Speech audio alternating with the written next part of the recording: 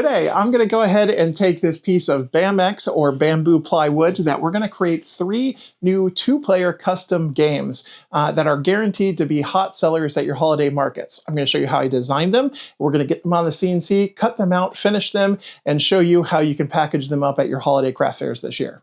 Let's do it.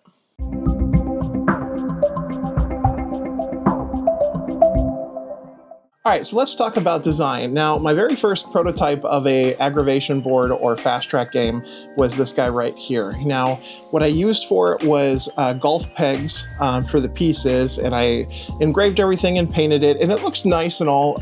My second and production versions used marbles instead of pegs because it just looks a lot nicer. It also provides a bigger board and more spacing. Now, the problem with that is customers have asked for a smaller version for only 2 players. So what we're going to do is create a 2-player version of this game, Aggravation. We're also going to create a 2-player version of Chinese checkers because, again, it's another giant board that people, if there's just a couple, want to play a smaller version. And we're going to create a version of Cribbage that is going to be able to fit right in your pocket and travel with you when you go out to a bar or go camping or something like that. Okay, here is the file we're going to be cutting out today. I've got my 3 games, but I did want to bring attention to a couple of things specifically around the cribbage board. So the first 2 games are very simple. All of these are just some simple drill paths that we'll use a bull bit for to create the divots for the marbles, and then a 1/4 inch to cut these guys out. That is a very simple process. Now, this guy, the cribbage board, is because we're going to be creating basically a box that slides into each other. I want you to be aware of something in the tool pathing. So when you go to create the, say, the drilling path for this, because we're creating a box, I've created a pocket for this first section.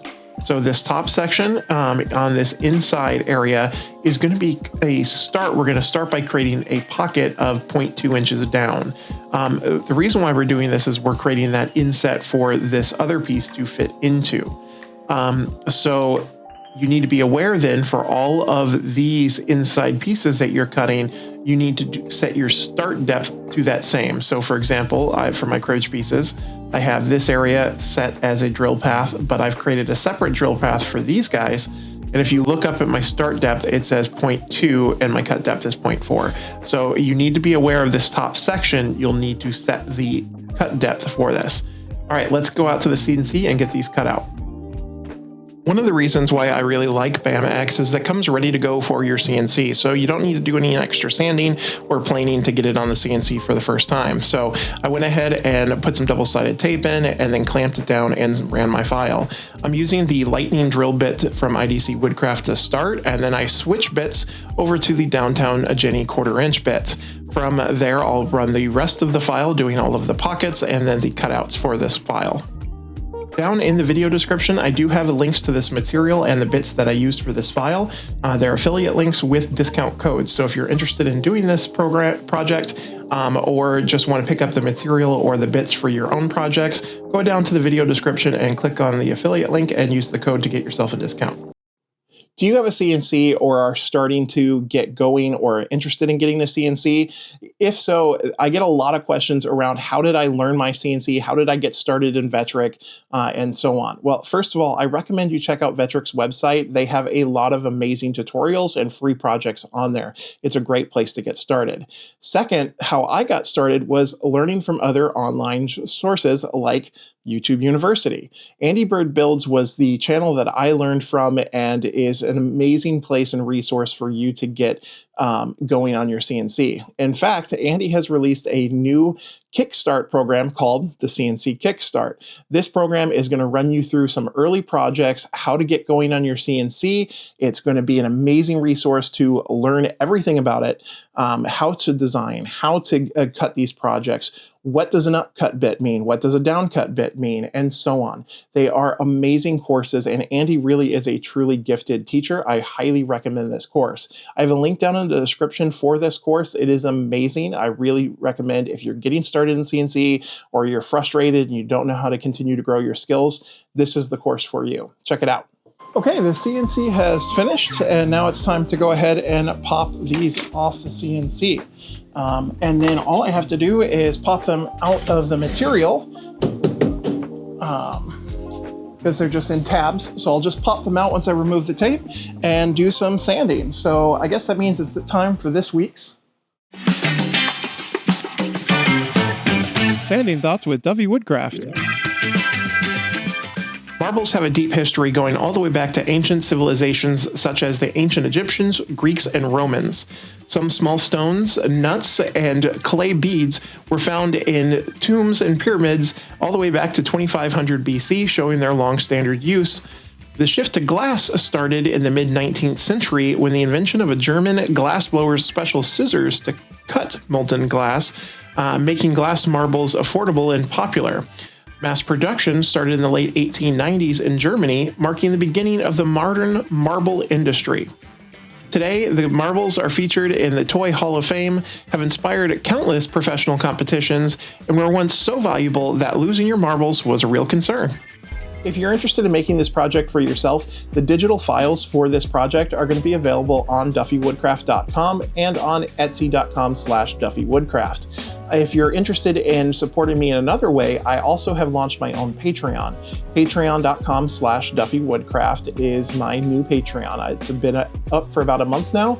I have 3 tiers: a free tier, a $5 welcome to the family, and my VIP $10 tier. The $5 tier gets you access to my digital files, a sticker that I'll mail out to you, and my quarterly Duffy Woodcraft Patreon meetup. For the VIP tier, you get all of that, plus your name will be displayed on each one of my YouTube videos while you are a paid member. And after 2 months of being a paid member, you will get a special handmade gift sent out to you as well. So if you're interested in supporting me, that is a great way. But again, thank you so much, and let's finish the build. Okay, well, our 3 pieces are cut out and finished sanded. The box is perfect. It might be a little tight. I might readjust the file down to another 100th of an inch for that overlap, because if you're trying to put it away in a hurry, it kind of sticks a little bit. So I want to make sure that I'm not overly making it difficult for people. But now that these are finished, these 2 are ready for tongue oil for a finish. This needs its magnets and then tongue oil. So let me go do that. It'll be 24 hours to cure, and then we'll be back with the final results.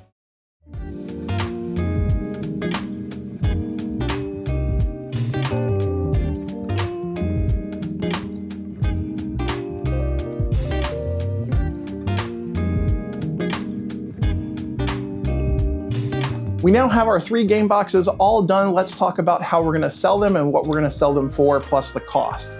So first of all, cost. The sheet of BAM X, the 12x24 sheet, was $25. Between the marbles, the mesh bags I'll use to store the marbles in, the cribbage board pieces, and a deck of cards, it costs another $3 for all those pieces put together when I buy them in bulk. So my total cost comes up to $28. Plus, I spent about an hour of my time between the CNC, hand sanding, and finishing is another hour. So that's $60 is my shop rate. So my total cost is $88. I'll multiply that by 2 for my profit and wear and tear on my machines and in my overhead. And so that brings me to my total cost. So what I would sell these for. My marble games will sell for $50. These are a easy piece, especially a good gift item. $50 for a handmade wooden item with marbles that look just perfect finished. This is something that sells all day long at my markets. These cribbage, little cribbage boards, these will sell for $20 a piece. And I would include a deck of cards with them as well for $25 total. So if I'm selling them on my market, I would put a deck of cards next to them with the box and say it's $25 to grab and sell them.